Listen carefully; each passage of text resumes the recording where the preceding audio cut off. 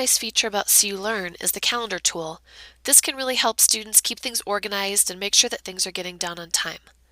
So let's add an item by clicking on the calendar tool and click on Add Entry. And here we'll put in a title.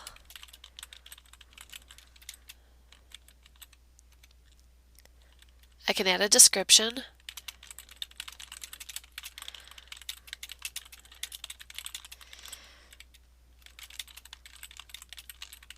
I can also designate a start time and an end time for this calendar entry. If it doesn't have an end time, just leave that as it is and only enter a start time. As a default, this calendar entry is going to be public and available to your entire course. However, there's a couple other options.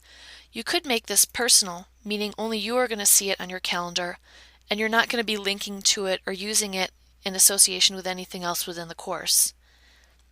Or the course option, which I mentioned is default, and you can make this public or private.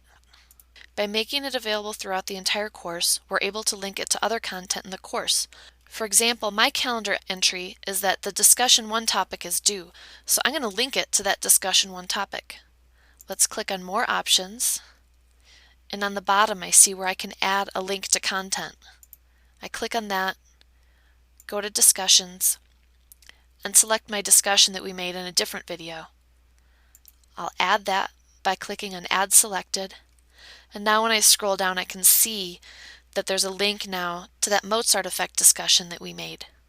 I could also add a link to a file if I wanted to attach a PDF or a PowerPoint or something like that. We also have the option to make this a recurring event. So if you had, say, a quiz every Friday afternoon, you might make that a recurring event on the student's calendar. When you're finished, you just click Save. And I see that it's here on my calendar now. A few other options you have in this calendar view are to make it printable, some settings you can play around with, like allowing students to put in their own public entries. You can also change your personal settings if you want to see entries from all the courses you teach or only from certain courses. Let's click Save on that. We can also display the new entries, we can delete everything, or we could delete a specific range of calendar entries. The students will see the calendar here on the left if you have the calendar tool available to them. They would also see it back at their login page, which we saw in the My CU Learn page video.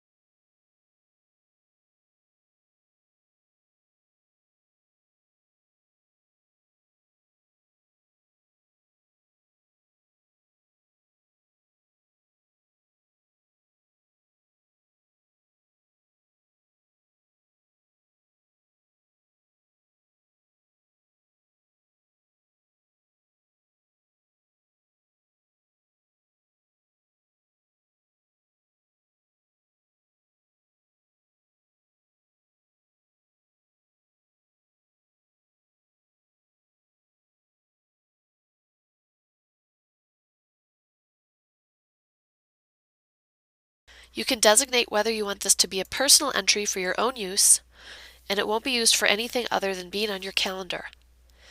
If you check the course,